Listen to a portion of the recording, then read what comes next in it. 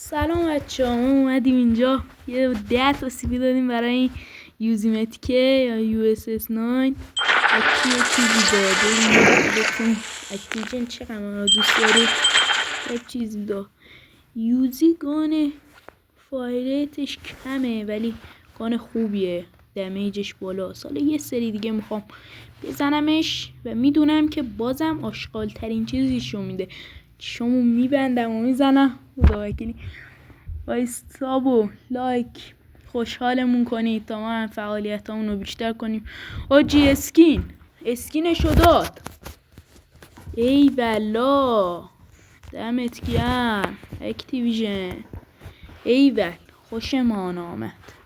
اسکینشو داد. دومی اسکین خوبه.